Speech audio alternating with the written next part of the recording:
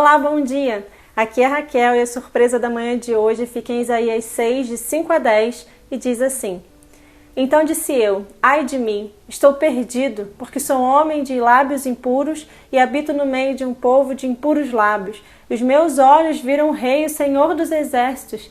Então um dos serafins voou para mim, trazendo na mão uma brasa viva, que tirara do altar com uma tenaz. Com a brasa tocou a minha boca e disse: Eis que ela tocou os teus lábios, a tua iniquidade foi tirada e perdoado o teu pecado.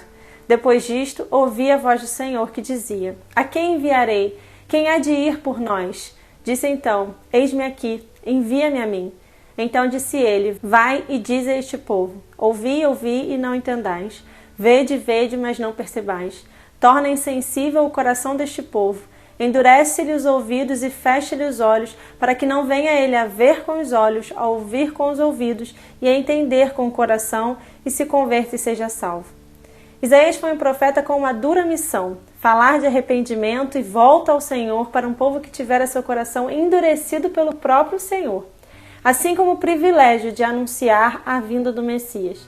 E essa passagem ensina como devemos nos apresentar diante de Deus quando estamos na sua presença. Muitos hoje têm pregado uma identidade vitoriosa porque somos filhos do Rei. Somos filhos pela graça de Deus, pela sua misericórdia e não merecimento. O que somos mesmo é pecadores. E Isaías, quando se vê diante de Deus, ele reconhece quem é. Nada digno de estar diante de Deus. Pecador miserável, de impuros lábios. Precisamos chegar na presença de Deus ciente de quem somos, não determinando, ordenando, falando de igual para igual, mas reconhecendo que não merecemos, não somos dignos, mas somos achados e abraçados pela sua misericórdia e graça dia a dia. Porque quando nos achegamos assim diante de Deus, Ele nos perdoa, Ele nos limpa para desfrutarmos da sua presença.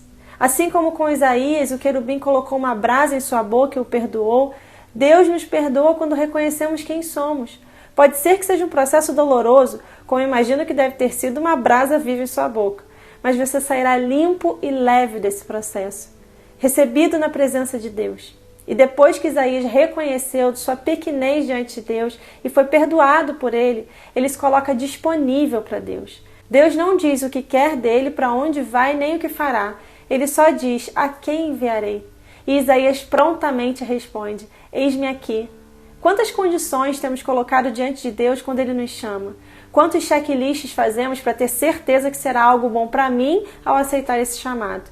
Deus chamou Isaías e disse: Eis-me aqui, envia-me a mim. Ele não quis saber qual era a missão, mas ele havia acabado de se reconhecer como pecador que era, e o Rei dos Reis o perdoou, o limpou. Como ele haveria de dizer não? Deus tem nos tirado do lamaçal de pecados para nos usar para a sua obra. Deus tirou Abraão de sua vida vazia, tirou Moisés do deserto, tirou Davi de uma vida de rejeição.